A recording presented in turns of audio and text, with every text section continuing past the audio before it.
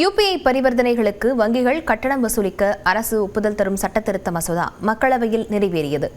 இது சாமானியர்களுக்கு சுமையாக அமையும் என காங்கிரஸ் கட்சி குற்றம் சாட்டிய நிலையில் அதனை நிதியமைச்சர் நிர்மலா சீதாராமன் மறுத்துள்ளார். பெறப்பட்ட பேடிஎம் தொகை ரூபாய் 5.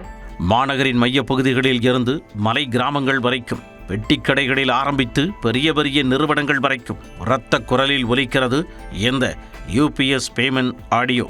கூகுள் பே, பேடிஎம் உள்ளிட்ட செல்போன் வழி யூபிஐ பண பரிவர்த்தனைகள் நாட்டின் மூலை முடுக்கெங்கும் சென்றுவிட்ட சூழலில் தற்பொழுது அது தொடர்பான மசோதாதான் நாடாளுமன்ற மக்களவையில் நிறைவேறியிருக்கிறது. டிஜிட்டல் பண பரிவர்த்தனைகளை ஊக்குவிக்கும் வகையில் 2020ஆம் ஆண்டு ஜனவரி மாதம் முதல் யூபிஐ மற்றும் ரூபே டெபிட் கார்டு பரிவர்த்தனைகளுக்கான MTR எனப்படும் வர்த்தக தள்ளுபடி கட்டணம் ரத்து செய்யப்பட்டிருந்தது. தற்பொழுது வங்கிகள் மற்றும் பண பரிவர்த்தனை சேவை நிறுவனங்களின் செயல்பாட்டு செலவுகள், தொழில்நுட்ப முதலீடுகள் அதிகரித்திருக்கும் சூழலில் யூபிஐ பரிவர்த்தனைகளுக்கும் வங்கிகள் கட்டணம் வசூலிக்கும் முறை கொண்டு வரப்படுகிறது. இதற்காக நாடாளுமன்ற மக்களவையில் பண பரிவர்த்தனை மற்றும் தீர்வு அமைப்புகள் சட்டம் 2007, வருமான வரி சட்டம் 2025, நிதிச்சட்டம் 2026 ஆகியவற்றில் திருத்தங்களை மேற்கொள்ளும் வகையில் வரி விதிப்பு மற்றும் பிற சட்டங்கள் திருத்த மசோதாவை நிதியமைச்சர் நிர்மலா சீதாராமன் அறிமுகப்படுத்தினார். வங்கிகளின் இணையதளம் மூலம் ஆன்லைன் பண பரிவர்த்தனைக்கு சிறு தொகை கட்டணமாக வசூலிக்கப்படுவது போல் கூகுள் பே உள்ளிட்ட யூபிஐ பரிவர்த்தனைகளுக்கு வங்கிகள் கட்டணம் வசூலிக்க அரசு ஒப்புதல் தர முடியும். அதற்கான வகையில் பண பரிவர்த்தனை மற்றும் தீர்வு அமைப்புகள் சட்டம் 2007 திருத்தங்களை மேற்கொள்ள அரசு திட்டமிட்டுள்ளது. இந்த மசோதா மீது விவாதம் நடத்த ஆளுங்கட்சி தரப்பில் வேண்டுகோள் விடுக்கப்பட்டது. இருப்பினும் எதிர்க்கட்சிகள் தொடர் அமளியில் ஈடுபட்டதால் மசோதா விவாதம் இன்றி குரல் வாக்கெடுப்பு மூலம் நிறைவேற்றப்பட்டது. தனிநபர்களுக்கு இடையிலான பரிவர்த்தனைகளுக்கு கட்டணம் வசூலிப்பது இருக்காது என்றும், நுகர்வோருக்கும் நிறுவனத்திற்கும், ஒரு நிறுவனத்தில் இருந்து மற்றொரு நிறுவனத்திற்கும் இடையேயான பண பரிவர்த்தனைகளுக்கு மட்டுமே இந்த மசோதா பொருந்தும் என்றும் பொருளாதார நிபுணர்கள் தரப்பில் தெரிவிக்கப்பட்டது. இந்த திருத்த மசோதாவுக்கு கடும் எதிர்ப்பு தெரிவித்த காங்கிரஸ் கட்சியின் மூத்த தலைவர் ஜெயராம் ரமேஷ், யூபிஐ பரிவர்த்தனைகளுக்கு இதுவரை கட்டணம் இல்லாமல் இருந்த நிலையை மாற்றுவதாகவும், இதன் சுமை இறுதியில் சாமானிய மக்கள் மீதே விழும் என்றும் எக்ஸ் பக்கத்தில் பதிவிட்டிருந்தார். இதற்கு பதிலளித்துள்ள நிதியமைச்சர் நிர்மலா சீதாராமன், MTR எனப்படும் வர்த்தக தள்ளுபடி கட்டணம் என்பது வணிகர்களுக்கு மட்டுமே பொருந்தும் என்றும், பொதுமக்களுக்கு இது பொருந்தாது எனவும் தெரிவித்துள்ளார். உட்கட்டமைப்பு, புதுமை மற்றும் பாதுகாப்பு ஆகியவற்றில் வங்கிகள் மற்றும் ஃபின்டெக் நிறுவனங்கள் அதிக முதலீடு செய்ய இந்த நடவடிக்கை உதவும் என்று கூறிய நிர்மலா சீதாராமன், இந்த விவகாரத்தில் காங்கிரஸ் புரடிகளை பரப்புவதாகவும் சாடினார். ஒரு நிமிட செய்தி தொகுப்புகள் சிலவற்றை பார்க்கலாம். கோவை, தேனி, நீலகிரி மாவட்டங்களில் இன்று கனமழைக்கு வாய்ப்பிருப்பதாக வானிலை ஆய்வு மையம் கணித்துள்ளது. வட தமிழக கடலோர பகுதிகள், கீழ்மட்ட வளிமண்டலத்தில் ஒரு பலவீனமான காற்றழுத்த தாழ்வு பாதை நிலவுகிறது. இதன் காரணமாக கோவை, தேனி மாவட்டங்களின் மலைப்பகுதிகள் மற்றும் நீலகிரி மாவட்டத்தில் இன்று பலத்த காற்றுடன் கனமழை பெய்யும் என வானிலை ஆய்வு மையம் தெரிவித்துள்ளது. இதர மேற்கு தொடர்ச்சி மலை மாவட்டங்கள், சென்னை, திருவள்ளூர், காஞ்சிபுரம், செங்கல்பட்டு, ராணிப்பேட்டை ஆகிய மாவட்டங்களிலும், வேலூர், திருப்பத்தூர், திருவண்ணாமலை, சேலம், நாமக்கல் ஆகிய மாவட்டங்களிலும் இன்று மிதமான மழை பெய்யக்கூடும் என கணித்துள்ளது. ஏனைய தமிழகத்தின் ஓரிரு இடங்களில் லேசானது முதல் மிதமான மழை பெய்ய வாய்ப்பிருப்பதாக வானிலை ஆய்வு மையம் தெரிவித்துள்ளது. சென்னையை பொறுத்தவரையில் இன்று மாலை அல்லது இரவு நேரங்களில் மிதமான மழை பெய்ய வாய்ப்பிருப்பதாகவும், அதிகபட்ச வெப்பநிலை 96 டிகிரி ஃபாரன்ஹீட் வரை பதிவாகக்கூடும் என்றும் கூறியுள்ளது. ஏனைய தமிழ்நாடு, புதுச்சேரி மற்றும் காரைக்கால் பகுதிகளில் அதிகபட்ச வெப்பநிலை இயல்பை ஒட்டியே இருக்கும் என்றும் வானிலை ஆய்வு மையம் கணித்துள்ளது. புதுச்சேரியில் கனமழையின் போது சுவர் இடிந்த விபத்தில் ஒருவர் உயிரிழந்தார். மேட்டுப்பாளையம் லாரி முனையம் பகுதியில் மழைக்கு ஒதுங்கி நின்றவர்கள் மீது தொழிற்சாலை சுவர் திடீரென விழுந்தது. அங்கு விரைந்த தீயணைப்புத் துறையினர் இடிபாடுகளில் சிக்கிய 2 பெண்களை மீட்டு மருத்துவமனைக்கு அனுப்பி வைத்தனர். விபத்தில் கண்ணாமணி எனும் முதியவர் சடலமாக கண்டெடுக்கப்பட்டார். சம்பவ இடத்திற்கு சென்ற முதலமைச்சர் ரங்கசாமி விவரங்களை கேட்டறிந்தார். இதனிடையே புதுக்கோட்டை சுற்றுவட்டாரத்தில் பெய்த மழை காரணமாக வெப்பம் தணிந்தது. நீலகிரி மாவட்டம் கூடலூர் மற்றும் அதனை சுற்றியுள்ள பகுதிகளில் 1 மணி நேரத்திற்கும் மேலாக கனமழை பெய்ததால் குளிர்ச்சியான சூழல் நிலவியது. கள்ளக்குறிச்சி மாவட்டம் உளுந்தூர்பேட்டை மற்றும் அதன் சுற்றுவட்டாரங்களான களமருதூர், கிளியூர், பிள்ளையார்குப்பத்தில் கனமழை பெய்வதால் பயிர்களுக்கு பயனளிக்கும் என விவசாயிகள் நம்பிக்கை தெரிவித்தனர். காஞ்சிபுரம், ஓரிக்கை, செவிலிமேடு, ஸ்ரீபெரும்புதூர், சுங்குவார் சத்திரம், ஒரகடம், வாலாஜாபாத், உத்திரமேரூர் பகுதிகளில் கனமழை பெய்ததால் வெப்பம் தணிந்தது. விதைப்பு முதல் அறுவடை வரை கைபேசியில் விவரம் பெற செயற்கை நுண்ணறிவு திறனுடன் புதிய செயலி உருவாக்கப்படும் என்று அறிவிக்கப்பட்டுள்ளது. இந்த செயலி மூலம் பயிர் சாகுபடி குறித்த தகவல்களை உடனுக்குடன் வழங்க முடியும் என அமைச்சர் வினோத் தெரிவித்தார். செயற்கை நுண்ணறிவு, ஆர்டிபிஷியல் இன்டெலிஜென்ஸ் மற்றும் இயந்திரவழி கற்றலுக்கு மிஷின் லேர்னிங் உரிய தொழில்நுட்பங்களை ஒருங்கிணைத்து வானிலை முன்னறிவிப்பு, மண்ணலம் மற்றும் மண் வளம், பூச்சி நோய் மேலாண்மை, பருவநிலைக்கு ஏற்ற பயிர் என விதைப்பு முதல் அறுவடை வரையிலான அனைத்து தொழில்நுட்ப ஆலோசனைகளும் சேவைகளும் வழங்கப்படும். எல்னினோவால் 12 மாவட்டங்கள் அதிகமாக பாதிக்கப்படும் என கணிக்கப்பட்டுள்ளதால் அங்கு சிறப்பு திட்டங்கள் செயல்படுத்தப்படும் எனவும் அரசின் தொலைநோக்கு திட்டத்தின் ஒரு பகுதியாக 95,000 விவசாயிகள் பயன்பெறும் வகையில் துளி துளி தண்ணீர் திட்டத்திற்கு 785 கோடி ரூபாய் நிதி ஒதுக்கப்படுவதாகவும் அறிவித்தார். இந்த நிதியாண்டில் 17,000 கோடி ரூபாய் அளவுக்கு பயிர்க்கடன் வழங்கப்படும் எனவும் கால்நடை வளர்ப்பு, மீன் வளர்ப்பு, தேனீ வளர்ப்பு உள்ளிட்ட வேளாண் சார்ந்த தொழில்களுக்கு மூலதன கடனாக 3,000 கோடி ரூபாய் வழங்கப்படும் எனவும் தெரிவித்தார். உழவர் சந்தைகளை புனரமைக்க 20 கோடி ரூபாய் ஒதுக்கப்படும் எனவும் அறிவித்தார். வேளாண் நிதிநிலை அறிக்கை குறித்து அரசியல் தலைவர்கள் எதிர்வினையாற்றியுள்ளனர். வேளாண் பட்ஜெட்டில் திட்டமும் எந்த விதமான ஒரு புது திட்டமும் இந்த ஆட்சியாளர்கள் அறிவிக்கிறார். பட்ஜெட்டில் உருப்படியாக எதுவுமே கிடையாது. ஆனால் இன்னைக்கு விவசாயிகள் நீங்கள் தேர்தல் வாக்குறுதியில் சொன்ன மாதிரி முழு கடன் தள்ளுபடி வேணும் அப்படின்னு கேட்டுட்டு இருக்கிறாங்க. அதற்கு எந்த விதமான பதிலையும் வழக்கம் போல இந்த முதலமைச்சர் வாய் திறக்கிறது இல்லை. 20 துறைகளை ஒன்றாக இணைச்சு வேளாண் பட்ஜெட் இருக்காங்க. அப்புறம் எதுக்கு அந்த 20 துறைக்கு மந்திரி தேவை? அந்த 20 துறைக்கு ஏன் மானிய கோரிக்கை நடைபெறணும்? தேவையே இல்லையே. ஆக இதையெல்லாம் விவசாயிகளை ஏமாற்றுவதற்காக கடந்த கால அரசு நாடகம் போட்டது, இந்த அரசும் ஒரு நாடகத்தை போட்டு விவசாயிகளுக்கு மிகப்பெரிய ஏமாற்றத்தை தந்திருக்கிறது. சில நலத்திட்டங்கள் தொடர்கிறது, சில நல்ல அறிவிப்புகள் இருக்கிறது. ஒட்டுமொத்தமாக இந்த பட்ஜெட் மோசம் என்று சொல்ல முடியாது. வரவேற்க வேண்டிய அம்சங்களை நாங்கள் வரவேற்றிருக்கிறோம். ஆனால் பெரும்பாலும் கொடுத்த வாக்குறுதிகள் நிறைவேற்றப்படவில்லை. இது போதுமானதல்ல. எல்லாவற்றுக்கும் முக்கியமான விஷயம் தண்ணீர். நீங்க இவ்வளவு பெரிய பட்ஜெட்டை டீடைலா போட்டிருக்கீங்க, ஆனா தண்ணீருக்கான முக்கியத்துவத்தை கொடுக்கவே இல்லை. நீர்ப்பாசன திட்டங்களுக்கு முக்கியத்துவம் கொடுக்கப்பட்டிருக்கணும்.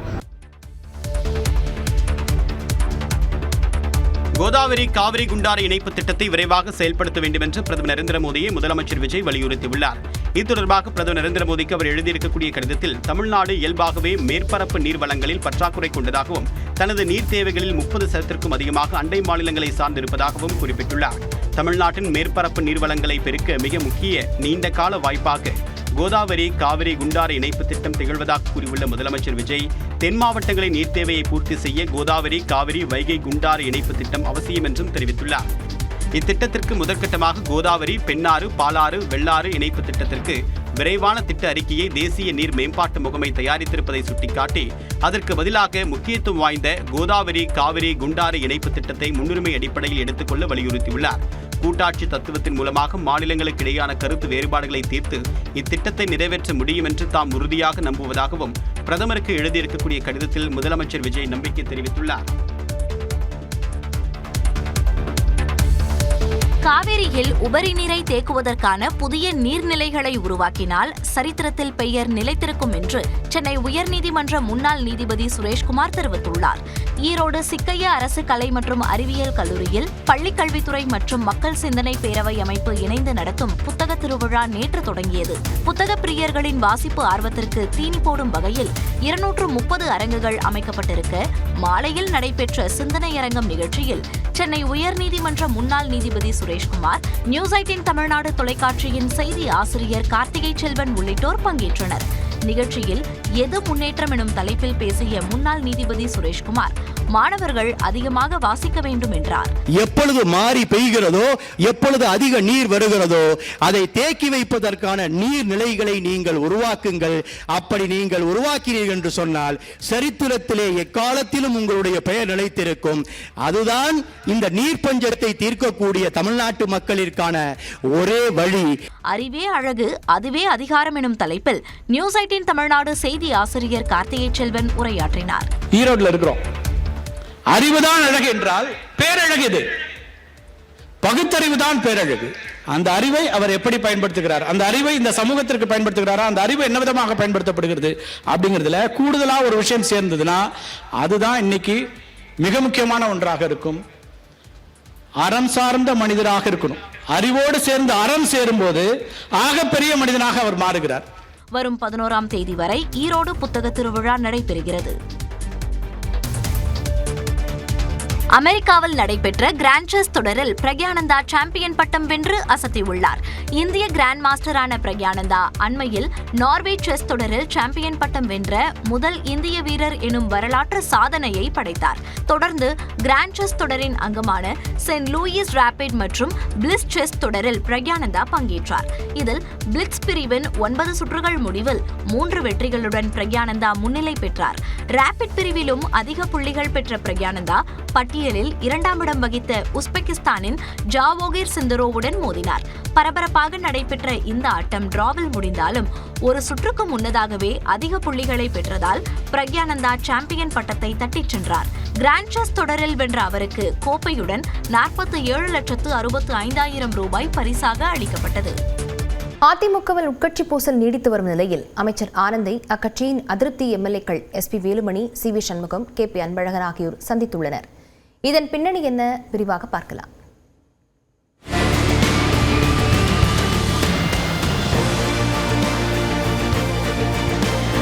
சட்டப்பேரவை தேர்தலில் 3வது இடத்திற்கு தள்ளப்பட்டுள்ளது அதிமுக. அதன் பின்னர் தமிழக வெற்றிக் கழக அரசு மீதான நம்பிக்கை வாக்கெடுப்பில் அந்த அரசுக்கு ஆதரவாக SP வேலுமணி, CV சண்முகம் உள்ளிட்ட 25 அதிமுக எம்எல்ஏக்கள் வாக்களித்தனர். கட்சி தலைமையின் உத்தரவுக்கு மாறாக அவர்கள் செயல்பட்டதாக கூறி அவர்கள் மீது கட்சி தாவல் தடை சட்டத்தின் கீழ் நடவடிக்கை எடுக்க வேண்டும் என்று சபாநாயகரிடம் எடப்பாடி பழனிசாமி தரப்பில் மனு அளிக்கப்பட்டது. அந்த மனு நிலுவையில் இருந்தபோதே அதிமுகவைச் சேர்ந்த 4 சட்டமன்ற உறுப்பினர்கள் தங்களது பதவியை ராஜினாமா செய்து தமிழக வெற்றிக் கழகத்தில் இணைந்தனர். பின்னர் நடைபெற்ற சமரச முயற்சிகளுக்கு பிறகு எடப்பாடி பழனிசாமியை சந்தித்து கடிதம் அளித்ததைத் தொடர்ந்து மற்ற எம்எல்ஏக்கள் மீதான கட்சி தாவல் தடை சட்ட நடவடிக்கை திரும்ப பெறப்பட்டது. அதன் பின்னர் முன்னாள் அமைச்சர்கள் C. விஜயபாஸ்கர், MR. விஜயபாஸ்கர் ஆகியோர் சட்டமன்ற உறுப்பினர் பதவியை ராஜினாமா செய்து அதிமுகவில் இருந்து விலகி தமிழக வெற்றிக் கழகத்தில் இணைந்தனர். இதற்கிடையே மாவட்ட செயலாளர் பொறுப்புகளில் இருந்து நீக்கப்பட்ட மூத்த நிர்வாகிகளுக்கு மீண்டும் அதே பொறுப்புகளை வழங்க வேண்டும் என்ற கோரிக்கை வலுத்தது. மாற்று பொறுப்புகளை ஏற்க முடியாது என்று முன்னாள் அமைச்சர்கள் தரப்பில் கடிதம் அளிக்கப்பட்டதாக கூறப்படுகிறது. மேலும் சசிகலா மற்றும் TTV தினகரனை மீண்டும் அதிமுகவில் இணைக்க வேண்டும் என்ற கோரிக்கையும் எழுந்தது. இந்த சூழலில் எடப்பாடி பழனிசாமியுடன் கருத்து வேறுபாட்டில் இருப்பதாக கூறப்படும் SP Velumani, CV Shanmugam, Natham Viswanathan, KC Veeramani, KP Anbazhagan ஆகியோர் எடப்பாடி பழனிசாமி தலைமையில் நடைபெற்ற அதிமுக சட்டமன்ற உறுப்பினர்கள் ஆலோசனை கூட்டத்தை புறக்கணித்தனர். இதனால் அதிமுகவில் உட்கட்சி மோதல் மீண்டும் வெளிப்படையாகியுள்ளதாக அரசியல் வட்டாரங்களில் பேசப்படுகிறது. இந்த பின்னணியில்தான் முன்னாள் அமைச்சர்கள் SP Velumani, CV Shanmugam, KP Anbazhagan ஆகியோர் தலைமைச் செயலகத்தில் நீர்வளத்துறை அமைச்சரும் தமிழக வெற்றிக் கழகத்தின் பொதுச் செயலாளருமான ஆனந்தை சந்தித்து பேசினர்.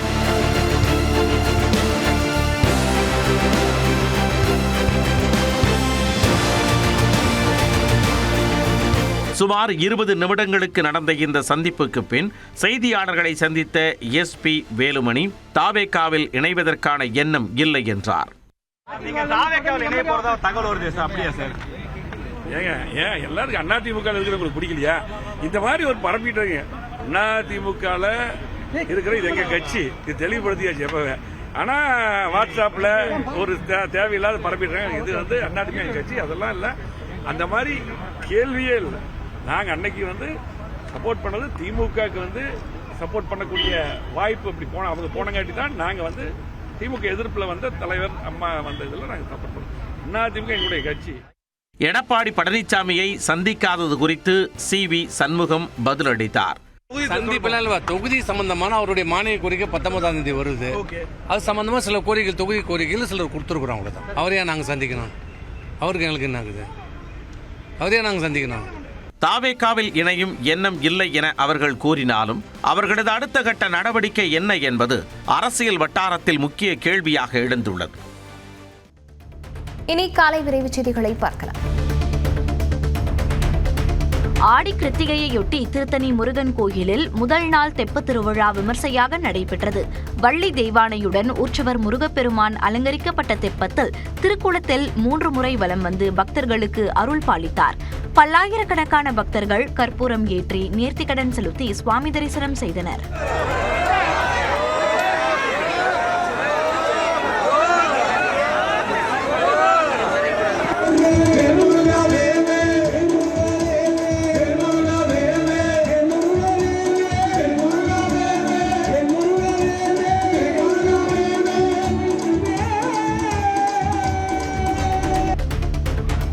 கோவை மாவட்டம் தொண்டாமுத்தூர் அருகே விவசாய தோட்டத்திற்குள் ஒற்றை யானை புகுந்ததால் மக்கள் அச்சமடைந்தனர். நிகழ்விடத்திற்கு விரைந்த வனத்துறையினர் பட்டாசுகளை வெடிக்கச் செய்து யானையை அடர் வனப்பகுதிக்குள் விரட்டினர்.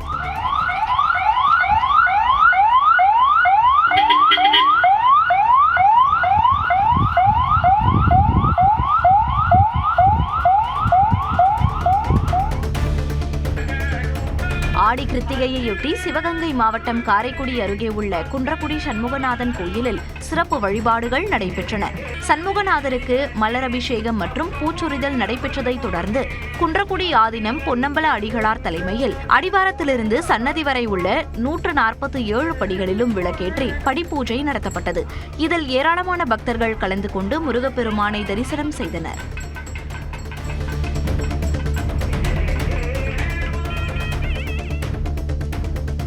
கடலூர் திருப்பாதி புலியூர் பான்பரி மார்க்கெட்டின் மீன் அங்காடியில் அடிப்படை வசதிகள் இல்லாததால் வியாபாரம் மந்தமாகி உள்ளதாக பெண்கள் வேதனை தெரிவிக்கின்றனர்.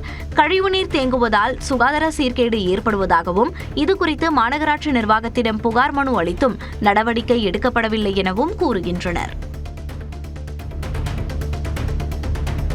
மயிலாடுதுறை மாவட்டம் பெரம்பூர் காவல் நிலைய எல்லைக்கு உட்பட்ட பகுதிகளில் சட்டவிரோதமாக பாண்டி சாராயம் விற்பனை செய்யப்பட்டதாக வீடியோக்கள் வெளியாகியுள்ளன.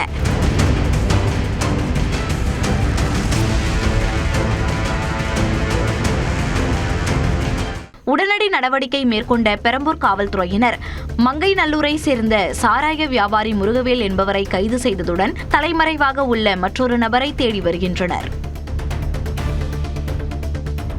நாமக்கல் மாவட்டம் திருச்செங்கோடு ஈரோடு சாலையில் காவிரி ஆற்று நீர் விநியோக பிரதான குடிநீர் குழாயில் திடீரென வெடிப்பு ஏற்பட்டது. அதிக அழுத்தத்துடன் தண்ணீர் வெளியேறியதால் சாலை சேதமடைந்து பெரிய பள்ளம் ஏற்பட்டதால் குடிநீர் விநியோகம் உடனடியாக நிறுத்தப்பட்டது. பின்னர் சேதமடைந்த குழாயை அகற்றி புதிய குழாய் பொருத்தும் பணிகளும் சாலையை சீரமைக்கும் பணிகளும் நடைபெற்றதால் நகராட்சியின் சில பகுதிகளில் குடிநீர் விநியோகம் தற்காலிகமாக பாதிக்கப்பட்டது. தேனி மாவட்டம் போடி அருகே உள்ள கிணற்றில் இளைஞர் சடலமாக மீட்கப்பட்ட சம்பவத்தில் 2 கைது செய்யப்பட்டனர். இருசக்கர வாகன அபராத தொகை 12,000 ரூபாயை திருப்பித் தருவதில் ஏற்பட்ட தகராறில் ஜெயக்குமாரை அவருடைய நண்பர்களான விக்னேஸ்வரன் மற்றும் ஹரிபிரசாத் ஆகியோர் மின் மோட்டார் ஒயரால் கடுமையாக தாக்கி கிணற்றில் தள்ளி கொலை செய்தது அம்பலமானது. இதையடுத்து தலைமறைவாக இருந்த 2 கைது செய்த காவல்துறையினர் அவர்களை நீதிமன்றத்தில் ஆஜர்படுத்தி சிறையில் அடைத்தனர். கோவை பேரூர் பகுதிக்கு உட்பட்ட சின்னகோயில் வீதியில் அமைந்துள்ள ஒரு பழைய குப்பை கிணற்றில் திடீரென தீ விபத்து ஏற்பட்டதால் அப்பகுதி முழுவதும் அடர்ந்த புகைமூட்டம் சூழ்ந்து பரபரப்பு நிலவியது. தீயணைப்பு மற்றும் மீட்புப் பணிகள் துறையினர் நீண்ட நேரம் போராடி தீ மேலும் பரவாமல் முற்றிலும் கட்டுப்படுத்தி அணைத்தனர். தீ விபத்துக்கான காரணம் குறித்து அதிகாரிகள் விசாரணை நடத்தி வருகின்றனர். ராமநாதபுரம் மாவட்டம் திருவாடானை ஸ்நேகவல்லியம்மன் கோயிலில் ஆடிப்பூர திருவிழாவையொட்டி வீதி உலா நடைபெற்றது. நிகழ்ச்சியின் 2ஆம் நாளையொட்டி சிம்ம வாகனத்தில் அம்மன் எழுந்தருளினார். வீதி உலாவில் திரளான பக்தர்கள் கலந்து கொண்டு வழிபட்டனர்.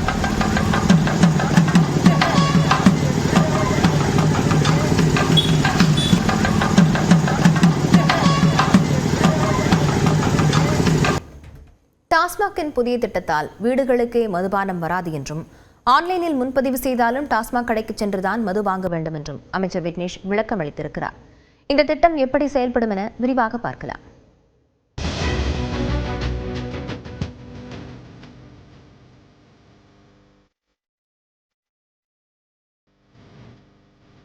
தமிழ்நாட்டில் டாஸ்மாக் கடைகளில் மது பாட்டில்களுக்கு கூடுதலாக 10 ரூபாய் வசூலிக்கப்படுவதாக தொடர்ந்து குற்றச்சாட்டு எழுந்து வருகிறது. இதனால் பல கடைகளில் வாடிக்கையாளர்கள் ஊழியர்களுக்கு இடையே தகராறு ஏற்பட்டு வருகிறது. இந்த நிலையில் டாஸ்மாக் கடைகளில் கூடுதலாக 10 ரூபாய் வசூலிப்பதை தடுக்கும் வகையில் புதிய நடைமுறையை தமிழ்நாடு அரசு கொண்டு வருகிறது. அதன்படி மது வகைகளை முன்பதிவு செய்வதற்காக டாஸ்மாக் நிறுவனத்தின் சார்பில் டாஸ்மாக் e2e.in என்ற இணையதளத்தில் புதிய வசதி அறிமுகப்படுத்தப்பட உள்ளது. இது தொடர்பாக வீடியோவை டாஸ்மாக் நிர்வாகம் வெளியிட்டுள்ளது. இப்போது உங்களுக்கு பிடித்த ஐட்டம்களை கார்ட்டில் சேர்க்கவும். மொபைல் எண்ணை உள்ளிட்டு OTP மூலம் சரிபார்க்கவும். ஆர்டரை உறுதி செய்ய ஆன்லைனில் பணம் செலுத்துங்கள். உறுதியானதும் ரசீதை சேமித்துக் கொள்ளுங்கள். ரசீதில் உள்ள QR கோடை கவுண்டரில் ஸ்கேன் செய்து உங்கள் பொருட்களை பெற்றுக்கொள்ளுங்கள். மது வாங்குவோர் இந்த இணையதளம் மூலம் தங்களுக்கு அருகில் உள்ள டாஸ்மாக் கடைகளில் என்னென்ன மது வகைகள் இருக்கின்றன, அவற்றின் விலை என்ன என்பதை துல்லியமாக கண்டறிந்து முன்பதிவு செய்ய முடியும். மது வாங்குவோர் தங்களுக்கு விருப்பமான மது பாட்டிலை தேர்வு செய்து கூகுள் பே போன்ற ஆன்லைன் செயலிகள் மூலம் பணத்தை செலுத்தலாம் என்றும், பணம் செலுத்தியதும் அவர்களின் செல்போனுக்கு ஒரு QR குறியீடு அனுப்பப்படும் என்றும் தெரிவிக்கப்பட்டுள்ளது. அதனை சம்பந்தப்பட்ட டாஸ்மாக் கடையில் காண்பிக்கும் பொழுது விற்பனையாளர் அதை சரிபார்த்து வாடிக்கையாளர் முன்பதிவு செய்த உரிய மது பாட்டிலை உடனடியாக வழங்கிவிடுவார் என்றும், ஆர்டரை அதே நாளில் எடுக்க தவறினால் கட்டணத் தொகையில் 10 ரூபாய் பிடித்தம் செய்துவிட்டு மீதி தொகை திருப்பி அனுப்பப்படும் என்றும் விளக்கம் அளிக்கப்பட்டுள்ளது. இதோட நோக்கம் என்னன்னா, தொழிலாளரோட பணி சுமை குறையும், அதே நேரத்தில் இந்த முறைகேடா இந்த 10 ரூபா வாங்குறதும் பெரிதளவும் குறையும். ஏன்னா அதுல தெளிவா சொல்லிடுவோம், எந்த அமௌண்ட் கொடுக்குறாங்களோ இந்த கன்சியூமர் முடிவு பண்றது தான். இதுதான் இதோட MRPனா அந்த அமௌண்ட் கொடுத்தா போதும், அதுல என்ன கேட்குதோ அது கொடுத்தா போதும். நேரா கடைக்கிட்ட போய் அந்த கடை என்ன வந்து கொடுத்து அவங்களுக்கு எந்த மாதிரி மதுபானங்கள் வேணுமோ, என்ன ப்ராடக்ட் வேணுமோ, அந்த கன்சியூமர் என்ன நினைக்கிறாரோ அதை செலக்ட் பண்ணி அதுலேயே பேமெண்ட் பண்ணி அந்த QR கோட் அந்த கடையில் காட்டினா மட்டும்தான் அந்த மதுபானங்கள் அவங்க என்ன பே பண்ணியிருக்காங்களோ அது கொடுக்க போறாங்க. இந்த திட்டம் மூலம் மதுபானம் டெலிவரி செய்யப்படாது என்று அமைச்சர் விளக்கினார். நீங்க ஆன்லைன்ல பே பண்ணிட்டு கடைக்கு போனா தானே உங்களுக்கு அந்த ப்ராடக்ட் கொடுப்பாங்க. இது டெலிவரி கிடையாது. எப்படி டெலிவரி? இது வந்து பேமெண்ட் மெத்தட் தான். இது என்ன அவ்வளவு அத்தியாவசியமா டோர் டெலிவரி வீடு வீடா பண்றதுக்கு? முதலில் இந்த இணையதளம் சோதனை செய்யப்பட்டு அதன் பிறகு அமல்படுத்தப்படும் என்றும் அமைச்சர் விக்னேஷ் தெரிவித்தார். காலை விரைவு செய்திகளை தொடர்ந்து பார்க்கலாம். கன்னியாகுமரி மாவட்டம் சுசீந்திரம் தானுமாலையன் சுவாமி கோயிலில் ஆடி கிருத்திகையை முன்னிட்டு 1008 திருவிளக்கு பூஜை பக்தி பரவசத்துடன் நடைபெற்றது. முருகர் வேடமணிந்த சிறுவர் சிறுமிகள் திருவிளக்குகளை ஊர்வலமாக எடுத்து வந்தனர். வெளி மாவட்டங்களில் இருந்து வந்திருந்த பக்தர்கள் மகாலட்சுமி மற்றும் முருகப்பெருமானை தரிசித்தனர். பொள்ளாச்சி அருகே கோமங்கலம்புதூர் சுங்கச்சாவடியில் உள்ளூர் மக்களிடமும் சுங்க கட்டணம் வசூலிப்பதாக கூறி 100க்கும் மேற்பட்ட கிராம மக்கள் முற்றுகை போராட்டத்தில் ஈடுபட்டனர். தகவல் அறிந்து வந்த காவல்துறையினர் மற்றும் சுங்கச்சாவடி நிர்வாகத்தினர் பேச்சுவார்த்தை நடத்தி உள்ளூர் மக்களிடம் கட்டணம் வசூலிப்பதை நிறுத்த நடவடிக்கை எடுக்கப்படும் என உறுதியளித்ததைத் தொடர்ந்து போராட்டம் கைவிடப்பட்டது. செங்கல்பட்டு மாவட்டம் திருப்போரூர் கந்தசாமி கோயிலில் பிரசாத கடையின் டெண்டர் காலம் முடிந்ததால் மூடப்பட்டது. கூடுதலாக கொடுக்கப்பட்ட அவகாசம் நிறைவடைந்த நிலையில் கோயில் நிர்வாகத்தினர் கடையை மூடினர். அப்போது பிரசாத கடை ஒப்பந்ததாரர் முரளிகிருஷ்ணன் மற்றும் கோயில் நிர்வாகத்தினரிடையே வாக்குவாதம் எழுந்தது. நிர்வாக காரணங்களால் புதிய டெண்டர் விடும் பணி தொடங்கப்படவில்லை என கூறப்படுகிறது. விழுப்புரம் மாவட்டம் திண்டிவனம் நேரு வீதியில் உள்ள ATMல் பணம் எடுக்க சென்ற முதியவருக்கு உதவி செய்வது போல நடித்து போலி கார்டை மாற்றிக் கொடுத்து 20,000 ரூபாய் பணத்தை திருடிச் சென்ற நபர் கைதானார். புகாரின் பேரில் காவல்துறையினர் CCTV காட்சிகளை ஆய்வு செய்து விசாரணை நடத்தியதில் திருட்டில் ஈடுபட்டது ஆந்திர மாநிலத்தைச் சேர்ந்த சீனிவாசுலு என்பது தெரியவந்தது. இதனையடுத்து அவரை கைது செய்த காவலர்கள் பணம் மற்றும் ஏராளமான போலி ATM கார்டுகளை பறிமுதல் செய்து அவரை சிறையில் அடைத்தனர். காஞ்சிபுரம் மாவட்டம் குன்றத்தூர் முருகன் கோயிலில் ஆடி கிருத்திகையை முன்னிட்டு ஏராளமான பக்தர்கள் திரண்டனர். நீண்ட வரிசையில் காத்திருந்த அவர்கள் முருகப்பெருமானை வழிபட்டனர். இரவு சிறப்பு அலங்காரத்துடன் சுவாமி வீதி உலா நடைபெற்றது.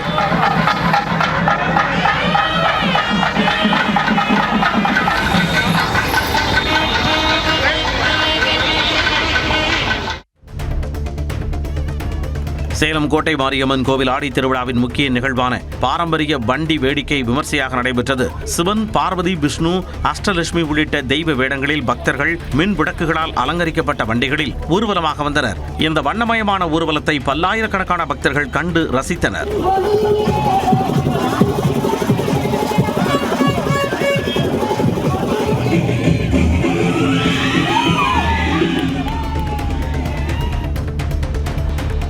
விருதுநகர் மாவட்டம் சேத்தூரில் முன்விரோதம் காரணமாக இளைஞர் கொலை செய்யப்பட்டார். முத்துச்சாமிபுரத்தை சேர்ந்த கனி என்பவரின் வீட்டருகே தங்கையா என்பவர் அடிக்கடி மதுபோதையில் ஆபாசமாக பேசி தகராறு செய்துள்ளார். இதுகுறித்து கனியின் உறவினர் மணிகண்டன் காவல் நிலையத்தில் புகார் அளித்தும் நடவடிக்கை எடுக்கவில்லை என கூறப்படுகிறது. இந்நிலையில் சம்பவத்தன்று சிமெண்ட் கடையில் இருந்த மணிகண்டனை தங்கையாவின் மகன் மாணிக்கம், உறவினர் ஈஸ்வரன் ஆகியோர் கத்தியால் குத்தி கொலை செய்ததாக சொல்லப்படுகிறது. இருவரையும் காவல்துறையினர் தேடி வருகின்றனர். கடலூர் தேவனாம்பட்டினம் மீனவ கிராமத்தில் உள்ள திரௌபதி அம்மன் கோவிலில் ஆடி மாத திருவிழாவின் 5ஆம் நாள் நிகழ்வாக பாரிவேட்டை விழா வெகு விமர்சையாக நடைபெற்றது. பிரம்மாண்ட வான வேடிக்கையை தொடர்ந்து கருட வாகனத்தில் கிருஷ்ணரும், குதிரை வாகனத்தில் அர்ஜுனரும், சிம்ம வாகனத்தில் திரௌபதி அம்மனும் எழுந்தருளி பாரிவேட்டை விழா வந்தனர்.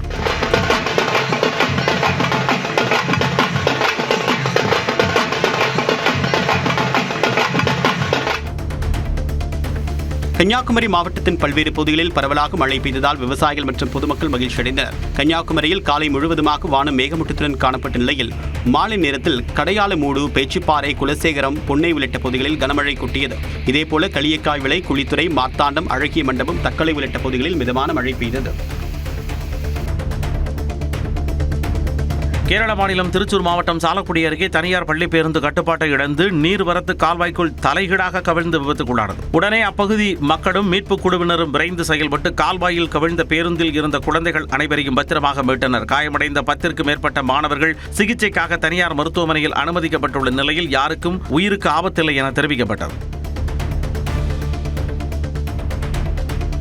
நாட்டின் சுதந்திர தின விழாவை முன்னிட்டு சென்னை விமான நிலையத்தில் ஆகஸ்ட் 20ஆம் தேதி வரை 5 அடுக்கு தீவிர பாதுகாப்பு முறை அமல்படுத்தப்பட்டுள்ளது. கூடுதல் சோதனைகள் காரணமாக உள்நாட்டு பயணிகள் 1.5 மணி நேரத்திற்கு முன்னதாகவும், சர்வதேச பயணிகள் 3.5 மணி நேரத்திற்கு முன்னதாகவும் வருமாறு அறிவுறுத்தப்பட்டுள்ளது. மேலும் கைப்பைகளில் திரவப் பொருட்கள், அல்வா, ஊறுகாய் கொண்டு செல்ல தடை விதிக்கப்பட்டுள்ளது.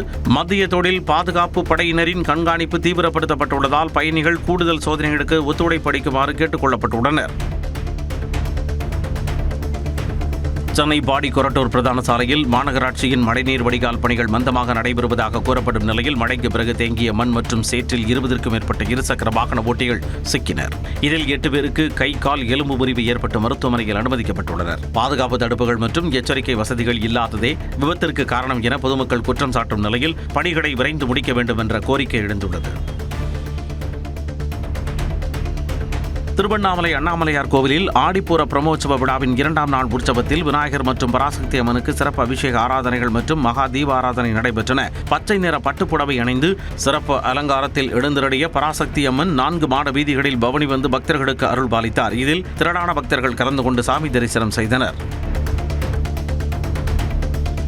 விருதுநகர் மாவட்டம் சதுரகிரி தானிப்பாறை அடிவாரத்தில் வனத்துறைக்கு சொந்தமான இடத்தில் அமைக்கப்பட்டிருந்த 14 கடைகளை அகற்றும் பணியில் வருவாய்த்துறை மற்றும் வனத்துறையினர் ஈடுபட்டனர். இதனிடையே நிலத்தின் உரிமையாளர் என கூறி தனிநபர் ஒருவர் மதுரை உயர்நீதிமன்றத்தில் வழக்கு தொடர்ந்ததை அடுத்து இரு தரப்பும் நிலத்திற்கான ஆதாரங்களை நீதிமன்றத்தில் தாக்கல் செய்ய நீதிபதி உத்தரவிட்டார். நீதிமன்ற உத்தரவை தொடர்ந்து பாதி கடைகள் அகற்றப்பட்ட நிலையில் மீதமுள்ள கடைகளை அகற்றும் பணியை பாதியிலேயே நிறுத்திவிட்டு அதிகாரிகள் அங்கிருந்து கலைந்து சென்றனர். கடலூர் மாவட்டம் பன்ருட்டி அடுத்த பணிக்கன்குப்பம் புனித விண்ணேற்ப அன்னை ஆலயத்தின் 126வது ஆண்டு பெருவிழா கொடியேற்றத்துடன் தொடங்கியது. அப்போது வானவேடிக்கை நிகழ்த்தப்பட்டது. பின்னர் தேர்பவனி நடைபெற சுற்றுவட்டார பகுதியைச் சேர்ந்தவர்கள் கலந்து கொண்டனர்.